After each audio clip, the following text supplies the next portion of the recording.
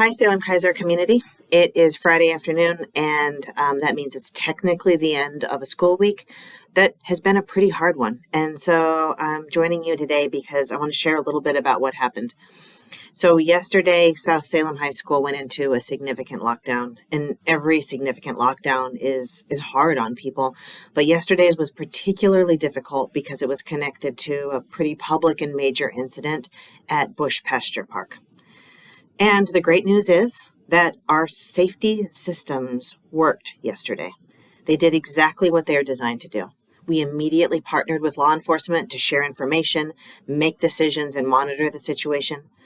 The schools that were potentially impacted went into threat conditions, and then once the conditions improved, they were released. That's the way the systems are supposed to work. But even with great systems, these moments are still scary. Great systems don't change that.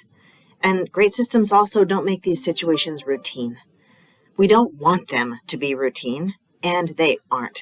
They still feel really disruptive to all of us. Today was also a challenging day, especially for our South Salem High School community. So I just want to tell you a little bit more about that. So this morning we got a small number of threats, and we started doing what we always do, which is investigate them with law enforcement. We look into every aspect to make sure that we understand what we can about that threat. And as we were doing that, that small number of threats started to get spread through social media, and then at an exponential rate started getting reshared.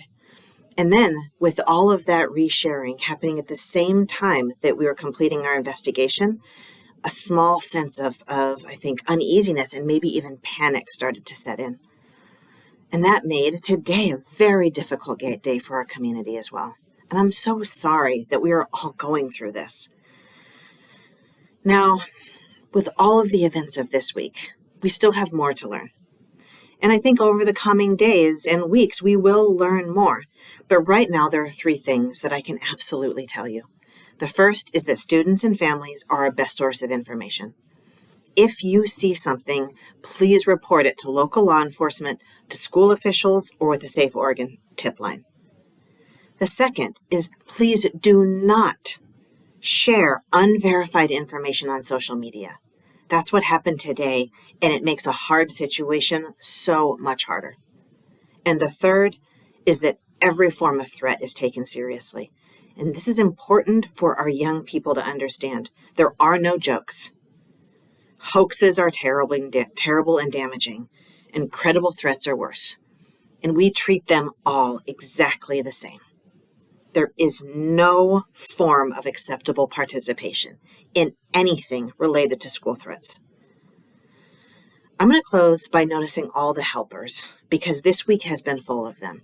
First, our students and families reported what they knew, and I'm so grateful. We are all so grateful for that. Second, I want to thank our staff. No matter what role you played this week in our system, you were doing something to take care of families and of students. And then finally, I want to thank Salem PD, because from the very moment this happened, they've been there helping our school system, helping our staff, and helping our community. This is how we come together as a community. We see situations, we have a role to play, and we play it.